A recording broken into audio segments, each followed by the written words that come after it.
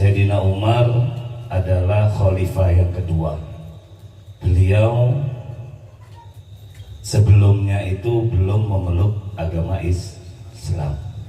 Setelah memeluk agama Islam, barulah Islam itu menjadi kuat, lebih kuat. Ya, yang mana dikatakan ketika Sayyidina Umar masuk Islam, itu Sayyidina Umar itu langsung ke depan Ka'bah bilang, saya ini sudah masuk Islam. Siapa yang berani mengancam atau berani memaki-maki orang-orang Islam, itu akan berhadapan dengan saya. Itulah Sayyidina Umar. Saking berani, sampai dikatakan bahwa setan itu takut dengan Sayyidina Umar. Ya, ini Sayyidina Umar ketika itu diangkat menjadi khalifah, itu Sayyidina Umar bukan malah senang diangkat menjadi khalifah, tapi Sayyidina Umar ketika dipilih menjadi khalifah, Sayyidina Umar malamnya itu tidak bisa tidur, nangis. Ya, nangis. Kenapa? Karena beratnya menjadi seorang pemimpin. Ya, semua kita ini ya dipertanggungjawabkan di hadapan Allah Subhanahu wa Ta'ala. Jadi Sayyidina Umar itu ketika itu menangis sehari semalam, itu menangis ketika setelah dipilihnya menjadi khalifah yang kedua.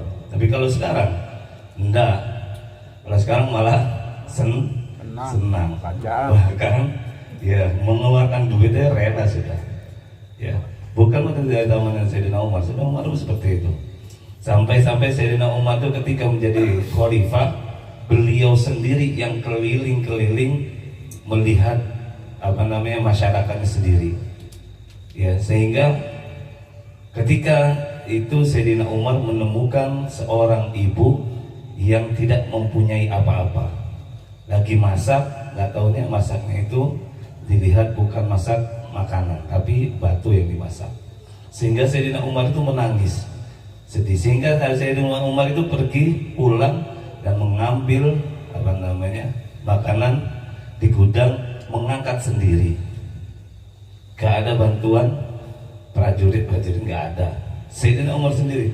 Kenapa? Saking takutnya Sayyidina Umar itu di hadapan Allah Subhanahu wa Ta'ala.